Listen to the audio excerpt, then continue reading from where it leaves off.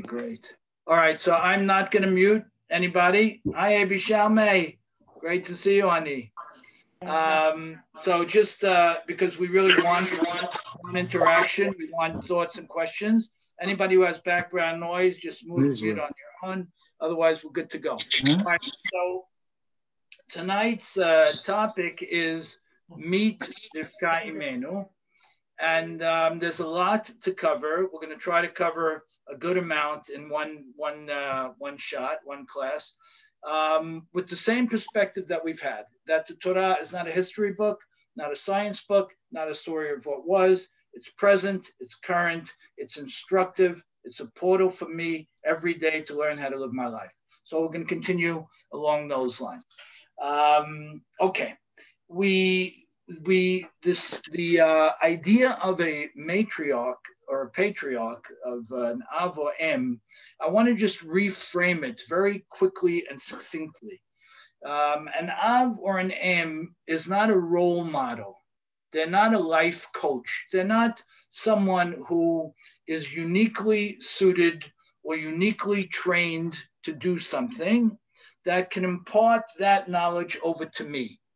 They're not simply that. They're my teacher, they're my role model. But if they were simply a role model or a teacher, then they would be over there, I would be over here, and I could never achieve what they achieve. So it's very, very important at the outset when studying Sefer Bereshit and facing the huge amount of psukim. It's just remarkable how many psukim the Torah spends, HaKadosh Baruch Hu invests in telling this story and that story and this conversation. And in the case of Eliezer, telling certain stories twice. It's remarkable. The point being not to leave the Avot and Imaot over there on a pedestal, unreachable, but to understand that they are me and I am them. And the reason they're called an Av or an Em is because their lives will, in some way or another, include everything that will touch my life. And here's the kicker. The same way they're suited to master those things, I'm suited to master those things. So we learn in depth about the Avot and Imaot so that we understand what they lived through, so that we understand what life will bring us, and so that we understand that we have the tools to excel in those areas and opportunities just like they did. So let's start with that as A. Dropping down one step, A1 or 1A, we need to grab another something and to lock that in tight. And that is that the decisions and the actions of the Avot, as they should be for us, are absolutely defined by Emet. Now here's where it gets a little bit harder. What is Emet? Emet guides his or her actions based primarily on the chukim of the Torah, the laws of the Torah, but not the mitzvot, the chukim. In other words, fundamentals, the immovable principles, the things that I may not fully understand, but I know that HaKadosh Baruch Hu triumphs and keeps front and center with me. The things that I don't know, Shabbat, Shatnez, anything. Do I know all the reasons for it? Can I rationalize it completely? Of course not, by design, but an Av takes his or her cues by the chukim in the Torah, and then goes ahead and applies a past future mindset, meaning this is the chok, this is what HaKadosh Baruch Hu articulates, and I want to look at this challenge, problem, opportunity with a span of past, present, future, and make my decision. Very big thing. Most of us make decisions expeditiously. This is what I need to fix this problem today. This is what I need to take care of this issue for the near term, or to maximize the benefit for this person. All good. Nothing wrong with any of that in the short term. The Avot do things differently. They take total term, so to speak, or as great a term as a limited human being can encompass, can absorb, and they make their decision based on that. So even though, and here's the upshot, even though it might not look right in the short term, Yaakov Avinu's dealing with Lavan Harasha. We're going to talk about that next time. Does it look right in the short term? I don't know. I don't know if it looks right. Some of what went on in all the cases. How do we know? So what do people do? They take a very narrow lens based on their own morality in many cases, or limited Torah morality, and they judge a certain action. That's not what it's about. And again, it's not about the avot. Nobody's worried about us judging the avot. Nobody's worried about that.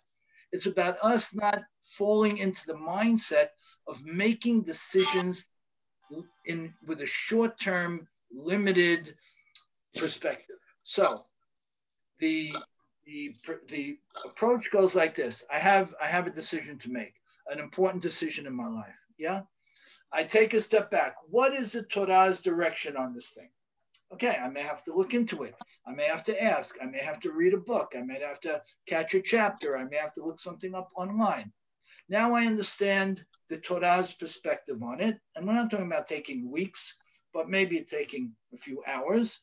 Then I say, now I want to put myself in a past, present, future. Let me look at where my life was or this situation was in the past, where things are now, and where things are going to be based on my decision. I don't just look at solving the problem now. So what do you end up with? You end up with a much more sophisticated and serious decision, albeit a much more difficult decision, which on the surface, many people are not going to understand. But you know what? Again, the Avot are not role models from a distance. Tough luck. If people don't understand it, tough luck.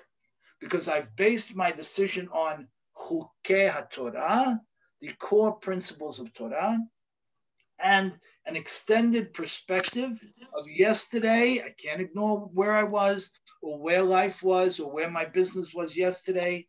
Right now, the immediate situation, and what are going to be the future consequences of this decision. So I make my decision based on that. That's Avot-oriented decision making. And that's very, very gutsy and very courageous. So, point one, the Avot are not role models. They're not life coaches, as valuable as those people are. They're me, they're you, they're us. They don't have anything we don't have. And what they experienced in their specific and unique way, we will experience in our specific and unique way. And we can look to them for their guidance. Great. Look to the Torah for its direction. Don't have an immediate perspective. Have a multi-time perspective. Where is this going to end us all up in a year or two from now? And then make a decision. And you know what? And then take the heat. If people don't get it, they don't get it. I have Torah with me, and I have the bare bones honesty of past, present, future to frame my approach. Good? Everybody okay with it? Yes. Excellent. Okay. We're going to sort of leapfrog through 3 parashiot, Vayera, Chaye Sarah, and Toledot, to weave together some, not all, but some of the very valuable elements of Rivka Imenu's life and how they bode for us.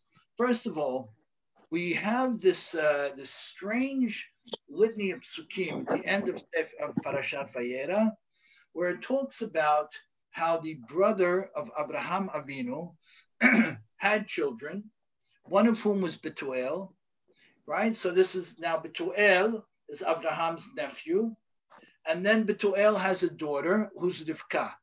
So now Rivka becomes Abraham's great niece or Yitzchak's cousin. It's stuck in where, at a very interesting spot, Vayehi acharei hadevarim ha'eleh, right after the story of Akedat Yitzchak. Once again, it could have been said anywhere. It could have been written in the following parasha, could have been written in the previous parasha, but it's put in right over there. So like I said, when we started learning Humash together, we have to look at the psukim, the order of the sentences, the structure of the sentences, the words and so on, very, very carefully. When you see a parashiyah, a handful of psukim just plunked in, seemingly in the middle of nowhere, you got to take a step back and say, what's doing here? So you look at the beginning of the pasuk, and it says,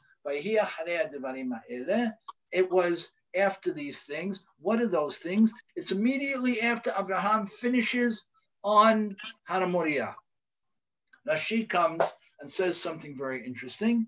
He said, after this whole fiasco, this terrible, heart-wrenching test that Abraham Avinu has with his son on Har Moriah, and it thankfully ends with the lamb getting slaughtered, Abraham walks away saying, oh my, had this been the end of Yitzchak's life, he would have had no children.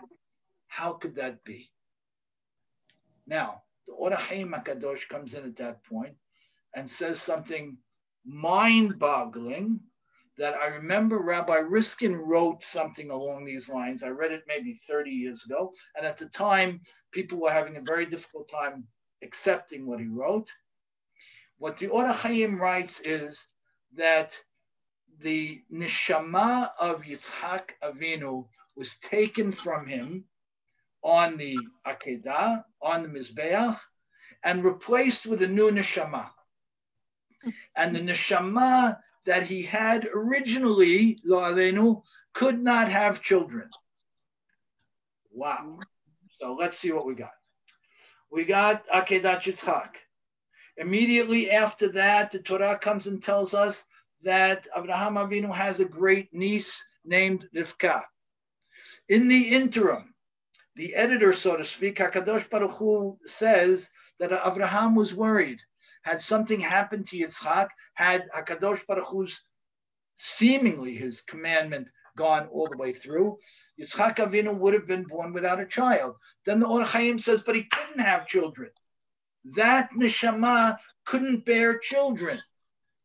So, not for now, but something to think about, that the Yitzchak pre-Akedah and the Yitzchak post-Akedah was an altogether different person.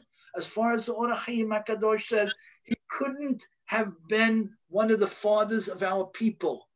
His neshama wasn't tooled for that. So something fundamental, something gigantic, something HaKadosh Baruch Hu directed changed. So as we know, Akedat Yitzchak wasn't only the defining moment for Abraham Avinu, but it was very much the defining moment for Yitzchak Avinu as well, and giant transformations take place. Good. But step two to that is that HaKadosh Baruch Hu was already setting up this Yitzchak Rivka connection, this combination. Okay, good. Now we see this long, drawn out type of setup where Abraham Avinu goes to Eliezer, goes to his servant, and it's not so clear what the relationship was. He was Av Beto, he was the Moshel on his whole house, right? He essentially ran his businesses. Was he a servant? Not a servant? I don't know. But what our rabbis start to do at this point, which is very interesting, is they start to extract halachot from the narrative. They start to extract halachot. We know that generally speaking, the corpus of halachot really starts in Sefer Shemot. But from here, our rabbis start to say, oh, you know, we learned this from here. And you know what? We built this halakha from there. We're going to just touch on this one. There are a handful of them in these parashiyot. But our rabbis say as follows, that Abraham Avinu goes to Yitzchak and tells him, you be my shaliach to be mekadesh, a girl for my son. You be my shaliach to bring her engaged to my son. to carry out the engagement. So now we learn a very interesting thing, that an engagement can be carried out by a shaliach, by a messenger. And halachically, that's right. And engage. So if Reuven tells Shimon, I want to marry Rachel, you go on my behalf and you go through the engagement with her on my behalf, that sticks. It's real. She can't go with anybody else. Big thing. So a shaliach shel adam kmoto, the shaliach of a person, the messenger is like him, even in an area of something as remarkably fragile as an engagement. But then the rabbis say, but wait a minute, an eved is not the shaliach. A servant is not a person's shaliach, is not his messenger, not on the level. The eved is his property. So I said, okay, it must be that Abraham Avinu freed Eliezer right before he set him out. Now, based on this, and it's not for our conversation, but it's just very interesting in a different context, our rabbis talk about the future of Eliezer. And he, according to some, becomes a very, very interesting and powerful personality. But in any case, he is told by Abraham Avinu, go to this place, my family, as you all know, and see if you can find someone. Now, what does Eliezer say when he turns to HaKadosh Baruch Hu? He says, Akrena defanai hayom baseh chesed im Adoni im Abraham. Turn to me, jump to me, hakre. It's like it's an immediacy. It's a change. Talk about in a second. Just like sort of break off, God, and help me out here. And he uses the word hakrena lefanai hayom. He could have simply said hakrena hayom. Pay some attention to what's going on today and help me with this thing. Our rabbis say that by using the word lefanai, which is extra, that Eliezer was asking God to please, please make this happen through him. Okay, good. We're going to do one or two more points, and then we're going to recap and pull the points together. Now, what does he do? He says, listen, God, here's the deal. Here's what I want to set up the scenario like this. I'm going to ask this lady, this bride-to-be, God willing, to help me out with something, which is chesed. And if she says yes and offers more, she's my girl. Let's be very clear. That's his criteria. Now, the Torah says that she's very beautiful, but he doesn't ask for that. Eliezer is very narrow and focused. He says, HaKadosh Baruch Hu, listen, I'm going to ask her to give me a drink. You know, I'm coming off of a long journey. I'm going to ask her to give me a drink. If she says, sure, and let me take care of your camels as well, well, that's our girl. Good. How does the Torah phrase all of this? By using a fabulously potent word. And what is that word? Vehine. Now, those of you who have studied Megillat Ruth, where the word vehine, and it happened, is mentioned several times. What does it mean when the Torah interrupts a narrative to say vehine? What does it mean? Jake, what does it mean, honey? Vehine. What does it mean? Anybody? When the Torah interrupts a narrative to say vehine, it's written several times. Give me another hint. In the story of Boaz and Ruth. Vehine, and so it was. So a good tool, important word to own. Whenever you see in the Humash or the Navi the word vehine, and so it was, know that HaKadosh Baruch Hu was breaking the norm, interjecting himself in the general day-to-day, the laws of nature-based narrative, to manipulate events based on what he wanted to see. So let's see what we got. We know that Eliezer is called to get something done. He sets a high bar. Not sure why he sets that bar. We'll talk about it in a minute. But he sets an ultimate chesed bar. That's the bar he sets.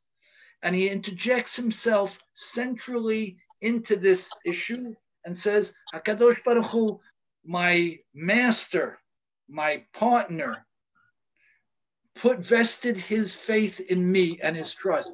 Please, let it happen with me. HaKadosh Baruch Hu Kivyachol responds. And what does he do? He steps into the situation, meaning he had to step into the situation and move a couple of things around, changes the norm so that Rivka happens to come to the Be'er, to the well. Our rabbis say, first time she ever showed up there, and sets the stage. Now, the word Vihine isn't written once here, it's written twice. So there's like a double imperative.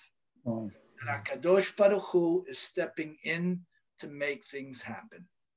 Good. Let's recap real quick. Hey, patriarch and a matriarch. They're not out there. They're me. How do they often make decisions? They make decisions based on emet, which means it ain't convenient, but it's true, and it will last the test of time. Some in a strange spot were introduced to the fact that Rivka Imenu is born. When is it introduced? Right after Akedat Yitzchak. Our rabbis say that Abraham was concerned about Yitzchak never having a child, and metaphysically, maybe Yitzchak couldn't have a child and is changed as a result of the Akedah. The word mezuma, the word hine tells us that there was major changes that happened. Good. So what happens? You guys tell me. What happens when Eliezer asks Rivka to serve him some water? Sari, what happens? You remember? She passes the test. She passes the test. Beautiful. What does she say? The Hebrew words, I don't know. I don't have my Tanakh. Beautiful. What does she say in English? Something like, of course, I'll help you, and I'm going to feed your water to your camels. Beautiful. She said, he didn't ask for the camels. Beautiful. Perfect. She says, of course. You know what? She rushes to him, says, of course, brings him the water immediately, and then immediately says, and I will take care of your camels as well. So our rabbis That's a lot of water for the camels, Rabbi. What's that? It's what? That's a lot of water for the camels. It's a lot of water, right? A lot of water for a young lady. A lot of work. Each camel takes about 40 gallons of water. Is that right? Okay. Yes. That's great. So now, how many camels were there? I don't know. We don't know. You might have 40 camels, maybe. Who knows? Right. But it was something. It was something. Yeah. Our rabbis say, the Lekach Tov says, and this is a core concept in Judaism, and we're going to develop this a little bit more. She'en mizavgim lo la'adam ela lefi ma'asav. Sonny, how would you interpret that? En mizavgin lo la'adam ela lefi ma'asav. What does that mean? Say it one more time. Yes, it's not so easy. En mizavgin zivug. There's no zivug. Lo la'adam ela lefi ma'asav. I'm not sure. Okay, it's not so easy, but it means, Abe, you have a sense of it, of what it means? Maybe a man's actions, what you judge him on, create, his identity. Beautiful. So Hakadosh Baruch Hu doesn't bring a zivug, a partner for a person, other than based on his or her actions. So tell me, what does this mean? HaKadosh Baruch Hu doesn't bring a partner to a person, ella, but for how he, to Abi's point, he creates his identity. What does that mean? And tell me how it's built from this case. It's very important for our children, our grandchildren, very, very important. What does it mean? Very important for you, Sonny. What does it mean? Huh? Basically, every person's identity is it's not really judged on, how he, he's judged on a person's brought to another person based on who they really are, I guess, and they'll be brought together. Fantastic. Yeah, Sari. Every person is like shaped by their experiences.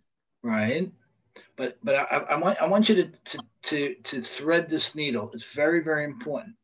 We have the concept of nasib. The Ashkenazim have the concept of bashert, right? What do we say nasib means? Nasib means that HaKadosh Baruch Hu has somebody identified for everybody, right? And the rabbis talk about how much time HaKadosh Baruch Hu spends doing zivugim, matching up person A with person B. So now if you're going to tell me that it's all about nasib, then it's all about nasib. Then HaKadosh Baruch Hu is going to do his job to find the right person for each person. What are our rabbis saying here based on this mahalach with Eliezer and Rivka? Wait a second. En mezavgin lo la'adam ela lefi ma'asav. The zivug is based on the person's action. Well, what do you mean? Isn't it based on God? Yeah. There was action here versus there was action here without we see in the Torah versus nasib, quote unquote, put together. It's two separate. So Jeanette, you're saying it could be either or? Yes, could be either or. It could be either or. So one second. So one person will find his zivug, his forever love, based on HaKadosh Baruch Hu's unique efforts, and another person has to work for it. Who gets the bad deal that they have to work for it? Huh? It's a great question. It is a great question. It is a great question. And it goes like this. What was Eliezer looking for? He was looking for an outstanding person of chesed. Why? Because we know that defined Avraham. Now we know that it defined his family, particularly his son Yitzchak. So even though Yitzchak is generally affiliated with Gevurah, we now understand that he's very much his father when it comes to chesed. And because he's very much his father when it comes to chesed, Eliezer knew he had to find a super chesed lady to be connected with Yitzchak, which means that nasib is not an either or. It's a combination. It's a partnership. It means a person has to work hard to figure out who he or she is, to identify his or her core midot and core defining traits, and live according to those core defining interests and traits. And based on that, HaKadosh Baruch Hu will bring the person designed for this person who's living true to himself. Sonny, what's the upshot?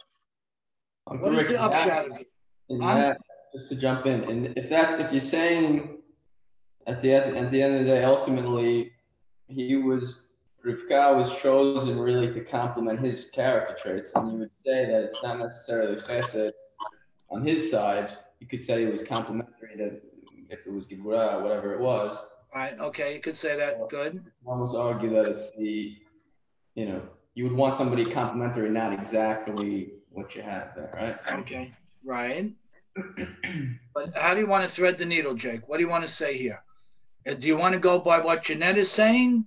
What Jeanette took a very strong, very interesting position. It could happen this way. It could happen that way. I want to suggest that it's even more subtle and sensitive than that, that it has to happen both ways. And a person has to identify who he is, who she is. These are the things I care about. Live true to those things before in real day-to-day action, involvement. And based on that, he or she will find the nasib who is designed for them.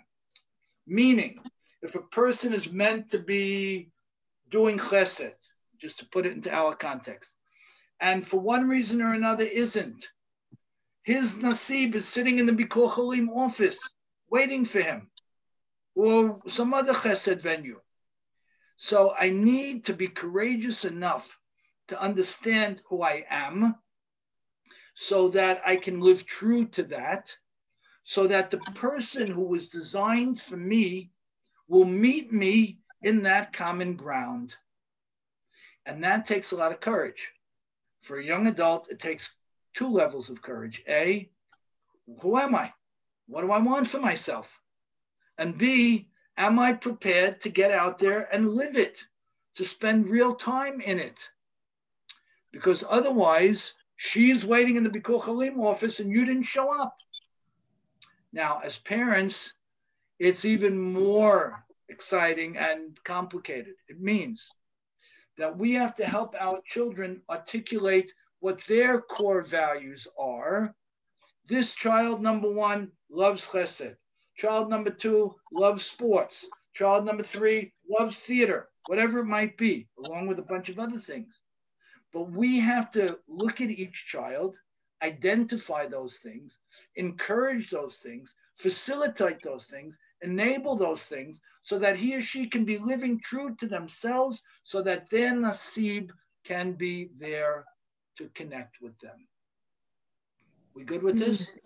Mm-hmm. Yeah. So Rivka was living true to herself.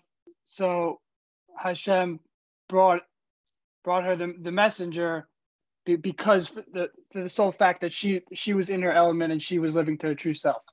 That's I believe the strongest message here.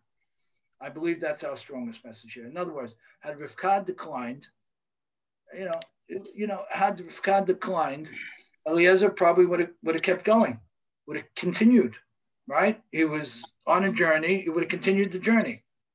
She steps up, and she does it overtly and quickly. Thoughts, questions, other ideas on this? So why'd you need a henna here if this is who she was? Why do you need a hine? Yeah. Why do you need a hine? I think you need a hine to shout the fact that this meeting was a manipulated meeting. But you're absolutely right. Let's think. If the meeting should have happened in any case, then why do we need a hine? Right? That's your question, right, honey? Yeah. If these people are nasib, they're meant to be with each other, then why do we need a hine? So I think this goes to the second point of what we said a few minutes ago. When HaKadosh Baruch Hu is in the process, in other words, it's not just Reuven and Rachel, so to speak, each living true to themselves. They might each be living true to themselves, and just general day-to-day circumstances don't bring them together. So I think, to your point, to your question, Abe, if each of them were living true to themselves, and that would be enough, then HaKadosh Baruch Hu wouldn't have a role in the process. But he says, you know what? I do have a role in the process, and I'm going to make it happen. So I think it has to be that type of hybrid. Each person has to live true to themselves, and when doing so, HaKadosh Baruch Hu is going to be in it and pushing it. Now, I think the Vihines also suggest something else. They suggest that HaKadosh Baruch Hu is going to be pushing each person to live true to himself. I think the Vihine, because it shouts in this case, and especially to your point, who needs it? If this guy's doing his thing and this gal's doing her thing, gamanu. I think it tells us that, you know what, it may not always be enough. And HaKadosh Baruch Hu is going to be in it, and he's going to be making it happen. So if a person is not living true to himself or herself, they're going to feel that emptiness. They're going to feel that aloneness, that lack of direction. If a person is just beginning to live true to himself or herself, HaKadosh Baruch Hu is going to turbocharge that effort with an extra sense of satisfaction and success beyond the effort invested. So I would say that that's what it tells me here. That despite that, we need more and we're going to get more. Now the question comes up. What's that? She also could have said no. I mean, he said, what if she says no? Do I come back? What do I do? Well, what if she says no? What do you think would have happened? So if she says no, and theoretically he would keep going and looking for other women who are going to give him water for his camels, or he goes back. Yeah, I don't know if he would have gone back. Maybe he would have, right? Because that goes to the point I was going to make now. What if a person has more than one person in his or her life? What if, a marriage ends for whatever reason? What happens there? So if HaKadosh Baruch Hu is still in the process, then he's going to continue to move things in the direction of the core principles of the people. And what we believe is that if one zivug was meant to last a certain period of time and did, the next zivug is also something that is an expression of the actions of the person and HaKadosh Baruch Hu's. Good. Okay. Let's do a couple of more things and we'll wrap up. The couple other points here that are worth mentioning. The beracha that Rivka's brother and father say to her is very interesting. It's Hayeh la'adfed v'ava v'yidash zarech et shar oivav. You will have tens of thousands coming from you, and your offspring will triumph over their enemies. Now, we know immediately when we hear this that it sounds very familiar to whose beracha? Who got a very similar beracha? Abraham. Abraham Avinu. Beautiful. So Abraham Avinu got a very similar beracha, meaning that HaKadosh Baruch Hu is shouting to us that we have parallel personalities here. Now, that comes into play in the next very important event in Rivka's life. She ultimately gets pregnant, and she has this sense that there's a war going on in her stomach, that one infant is trying to destroy the other. Our rabbis say not that they were simply struggling one against the other, but one wanted to destroy the other. So when she hears this, she goes to the Navi and she says, Imken mi anochi. If this is true, that I finally got pregnant, and God forbid, one child will destroy the other child, what is this for? What is the point of my life? Why would you do this to me? Our rabbis mention a very beautiful point here. They say that HaKadosh Baruch Hu never brings a nes, a miracle, to end up in sheker. This is a very, very important point, and we'll finish up with this. The Rivka becomes pregnant based on God's intervention. As the Or HaChaim HaKadosh said earlier, Yitzchak Avinu at some point didn't have the opportunity to have children either. Rivka, we know, certainly Na'alenu didn't have the opportunity to have children. So if HaKadosh Baruch Hu goes ahead and changes their status, and you could call it a miraculous change, our rabbis say that phrase is En min hashamayim lo naaseh nes shaker. That a miracle won't come from the heavens if there's going to be some mistruth, something bad attached to it. And our rabbis bring two beautiful examples. If you remember, the Isha Shunamit goes to Elisha and she says, I can't have a child. Please, my husband and I can't have a child. Please bring us a child. And he blesses her. And after a period of time, she has a child. Then they come home one day, and the child is gone. And the child is not breathing. So she runs to Elisha, tells her husband, back to the Navi. He says, what do you mean? The child is gone. She says, wait a minute. God wouldn't have given me a child after all of this to take him away from me so suddenly. Let's go back to the Navi. And based on the story in the Navi, Elisha brings the child back to life. Second case, we have the case of Anoach, Eshet Noach, where her and her husband see this fantastic malach, Mishamayim, comes into their lives, talking to them about the great barakah that will come into their lives. The husband then says to his wife, wait a second, we saw God. We can't see God and live. We're going to be punished. We're going to not be able to, we're going to die as a result of this. The woman, again, more grounded and clear-minded, says, wait a second. HaKadosh Baruch Hu doesn't bring an extraordinary effort from the heavens to bring something bad ultimately from it. If he wanted us to see this angel, he wants us to live and build our lives from it.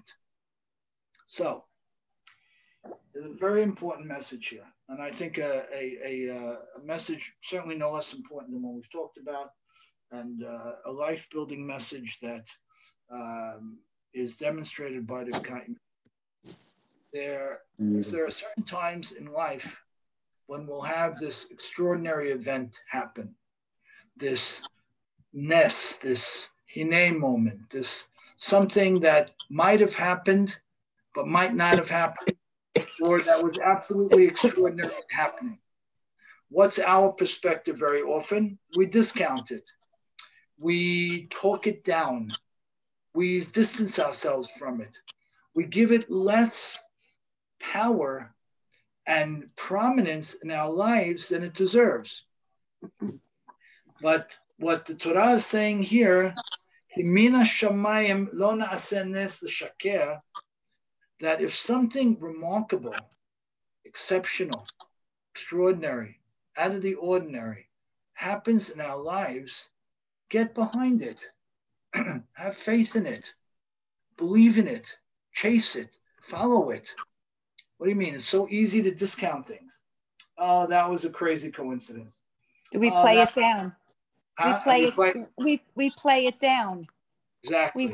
We play it down like it's part of that should have, like, it's okay, that happened. It's okay, it happened, and it doesn't bring my full trust.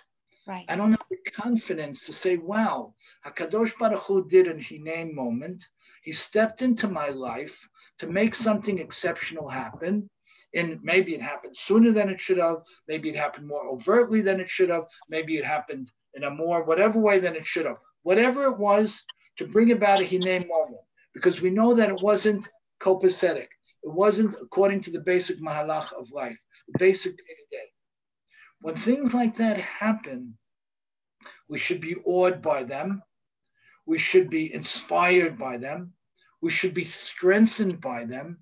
And most importantly, take them, run with them, be empowered by them. See the Hine moments as God's direct hand, not leading to mediocrity or mundanity or back to life that was, but opening the door for a fabulous possibility. And in my experience, because sometimes people are afraid of these wow events, they don't chase them. They talk them down. They use an adult-like cynicism to minimize them. Don't be so adult-like. Don't be so smart. Don't be so cynical. We know that HaKadosh Baruch Hu interrupts the day-to-day with Nisim Nistarim and Nisim Gluyim, overt and subtle miracles. Take them, run with them. That's what I think is one of the major points that's demonstrated here. Did Avraham Avinu have the right time and the right type of person? And had he built the right values in his family to find the right partner for his son? Absolutely. Does HaKadosh, could it have just happened that way? And I think to A.B.'s point, it's a great point. Couldn't it have just happened that way? Shouldn't it have just happened that way? Sure. He put everything in place. The assumption is based on her behavior that Rivka was already living this way. So why does HaKadosh Baruch Hu step in? Because more had to happen here. She has to play a different role. She has to be looked upon differently. She's the female of Avraham Avinu with a greater role to play than anybody would have imagined otherwise. She is someone who has to be looked at uniquely with remarkable power, who ultimately is the primary mover in Avraham's beracha. Now, had anybody talked that down, so to speak? Had Yitzchak talked it down? Had Yaakov talked it down? When she tells him to go against his father, to run away, to ultimately build the Jewish people, had anyone talked down who Rivka was, or HaKadosh Baruch Hu's involvement in her life? The destiny of the Jewish people simply couldn't have been. So what's the message for us to bring it full circle? These are not distant role models. These are us. We are them. Whatever they live is an example of what we will live on our terms. The same way they triumphed in their challenges, we will triumph in ours as long as we use the same book. The book of Emet, the book of courage, the book of Avad, Hover, Atid, past, present, future, confidence, not being so concerned with whether people understand my decision or not, and seeing God's hand for what it is. And maybe, just maybe, to wrap up, because we live in a little bit of a cynical time, maybe in this case, for us and our children, we should err on the side of more optimism rather than not. Maybe we should see HaKadosh Baruch Hu's hand even more than it is, so that we start to see it as often as it is. And we start to open up our eyes as wide as we can and take as many opportunities as we can. Good. Thoughts, questions? What do we say? Great. Everybody good? Everybody on I board? have a little question, Uncle Rick. Is there anything to be said about what Abraham does after Yitzchak gets married in terms of taking another concubine, Yes. so to speak, whether it was Hagar or not? And Yeah, it's very interesting because it's very interesting because he takes, we believe it's Hagar who he takes back, and he has a number of additional children with her. But our rabbis make a very strong point in saying that it ended for Abraham with Sarah. Abraham's greatness, and he was always forever great, of course, but his shaping of the Jewish world order and the overall world order ended with Sarah.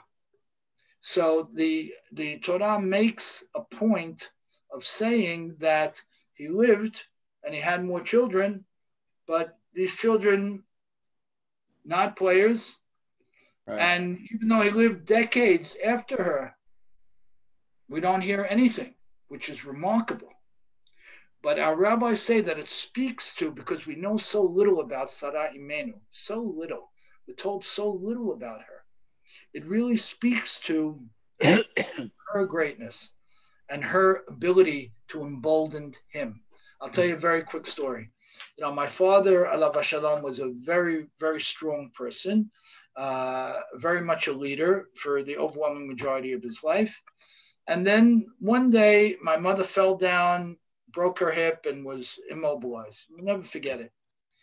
And what shocked me about it most was, here was my father, Abe Cohen, leader in the community for decades, who was almost completely broken and immobilized by my mother's illness. I never expected that. I never appreciated that. But from that day, I never forgot it. How he was the one in the front, but she was his rock, his absolute foundation. And it sounds cliched and it sounds trivialized, but it isn't. It isn't. In a successful marriage, each side is the other person's overwhelming strength. Each person gets their strength, not from their own gumption. Of course, they got some of that, but it doesn't work that way. Over time, in a successful marriage, I transport most of my strength to the person I love, and she or he gives it to me. And that's a very important thing. So I think, Jake, to your question, I think that point, to my understanding, is very much highlighted by the psukim that is told about Avraham Avinu after Sarah's life ended. Again, exclusive of the event of burying her, which our rabbis really connect to her.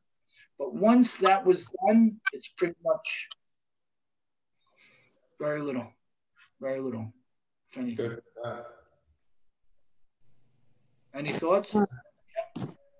Right. Good. Jake, any other thoughts? No, I think that's it. I wanted to just say something. Sure, David.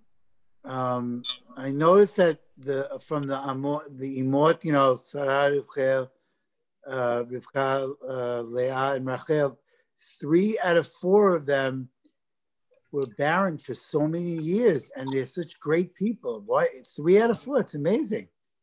Yep, it's a great question. So our rabbis say a very interesting thing, and I personally, there are times when I struggle with it, and there are times when I fully embrace it. They say the following, and let's understand it in the broadest sense.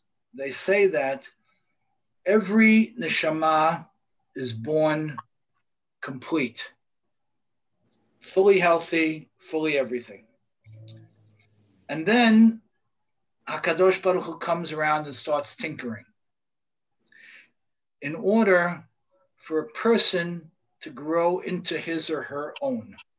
Meaning, if it's true, this perspective, it means that Rivka Imenu and Sarah Imenu and Rachel and so on were born with the ability to have babies.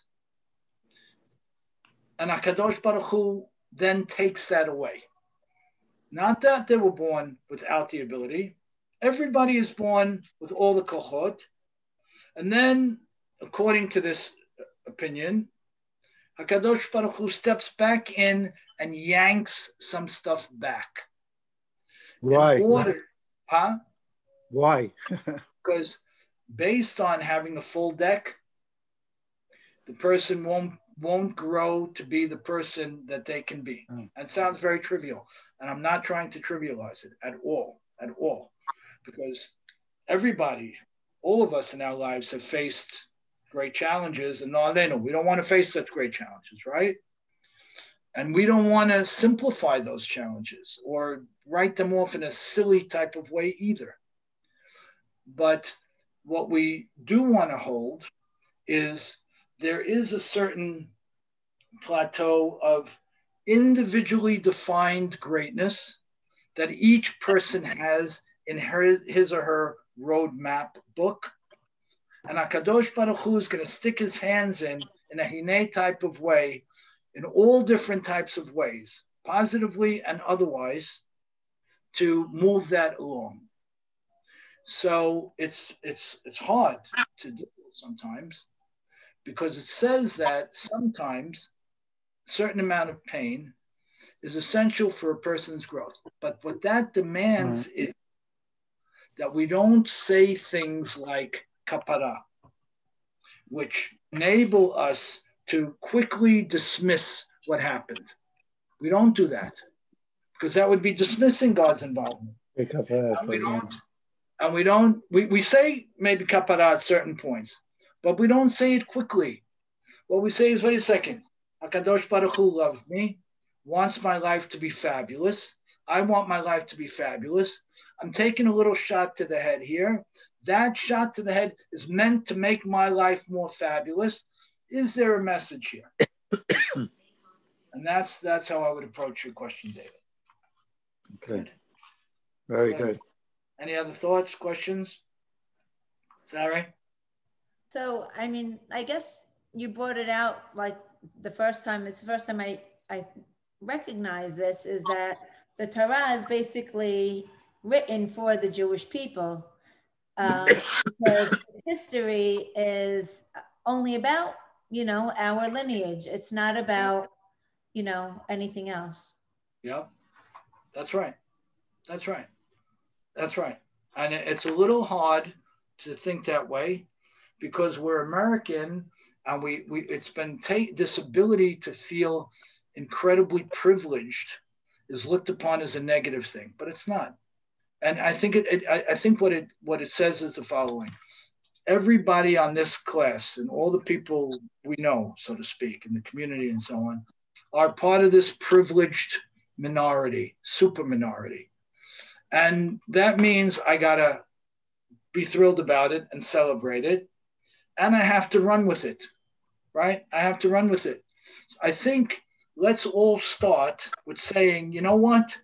We could have been born anywhere to anything with any religion and any nationality. We were born to be Jewish, American, Syrian in the community. Doesn't get a lot better than that. It really doesn't, right? We could have been born Jewish, Syrian, Jerusalem. Maybe that would have been better, right? To be a community in Jerusalem. But other than that, it doesn't really get any better. That means, A, we should appreciate and thrive in who we are, knowing, to your point, Sari, that, yeah, the Torah is ours uniquely. And that should give us the ability to do things that people who don't have this endowment would never think about. I'll tell you one other thing very quickly. I was asked by the number of organizations that gotten together to interview Natan Sharansky. So he was a major player. Some of you may remember him. He was a major player in the Soviet Union refusnik movement, trying to save the Jewish community of Soviet Union and get them to leave the Soviet Union ultimately. So he was remarkably successful, suffered immeasurably, got married and was separated from his wife a day after their marriage for 12 years, spent 9 years in Siberia, 405 days in the most horrific, isolated conditions human beings live, remarkably survived, comes to the state of Israel, the leader in 4 governments, a deputy prime minister, achieves and achieves and achieves and achieves and achieves. The book is 450 pages long, and it's so dense. It's called Never Alone. This man, so I have the honor and the privileges of interviewing him this coming Sunday. I hope you'll all join. It should be very, very special. And the book is very important book to read. I rarely read books like this, but very, very important book to read. Never Alone, Natan Sharansky. But what he understood, the underlying principle that he understood, Sari, to your point, is he was part of this remarkable, exclusive, privileged club, and therefore he had the opportunity to make it happen. And he did. He did. He took it and he ran with it in the fullest sense. And we should be doing the same, each of us in our venue and in our whatever we can. Good. Wait, can I ask you a question? I'm sorry. It was just that someone was talking and I couldn't hear like the main point of Natan Sharansky. You said that, can you hear me? Yes, I do hear you, yes. Okay. What was Natan Sharansky's like main point and main like what he took? Could you repeat it? What he took was that he's part of whoever's speaking, please mute. Let me see if I can do that. Oye. Hold on a second, please. Emocionada, pero yo no le quiso decir que no son de veras. Son, no son de veras, son buenos. Okay. Los aretes son. I'm sorry. I'll just answer as best I can. Okay. So what Natan Sharansky understood is that he was part of this unique, and he didn't grow up this way. He grew up with nothing. He grew up with nothing.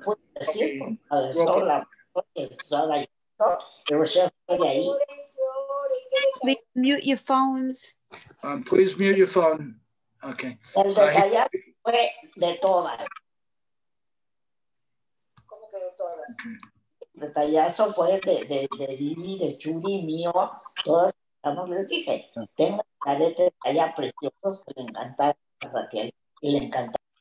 What if I can do it? All right, I think I got it now. Okay. All right, I apologize. So what Sharansky understood and never left him, and that's why he titles the book Never Alone, is that the Jewish people are absolutely remarkable and unique.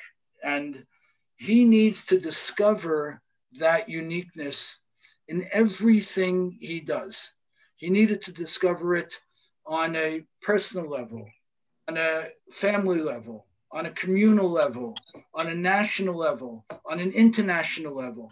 And his life is a life of discovery into what it means to be Jewish. That's essentially what it is. And I think your question, Sarah, is very pointed and very on. What was it? He, at a young adult, is made to understand that he's Jewish and starts to taste a little bit of what's written in the Torah, a little bit of what's afforded to the Jewish people in terms of their relationship with God. And by the way, he's not an overly religious person. He's a religious person, but it's his primary expressions were in many, many areas of Jewish identity. So that, I think, is Sharansky's discovery, his strength, his tagline, title, never alone. Once he understood he was Jewish, he spent the rest of his life delving into what that meant and how he could impact his own people and the world. Does that answer your question? Once he understood that he was Jewish, once he was confronted beautifully with what we're reminding ourselves now in terms of the uniqueness of each of us and our role in the world, then he spent the rest of his life finding ways to do great things with that, to be Jewish here, to be Jewish there, to express this unique relationship that we have with God there, to do it again over there and do it again over there.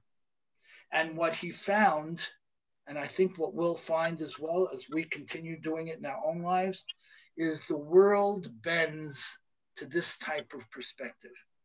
Because God already built into the system that when a person partners with him and pushes and reaches, then beyond ordinary things happen. Does that answer the question? Yes, thank you. Great. All right. Great. Ricky, go to sleep. Yeah, great. I'm wide awake now. Well, great to see everyone. Thank you very much for joining. Thank you, Ricky. Thank you. Bye. Thank you. Thank you. Thank you.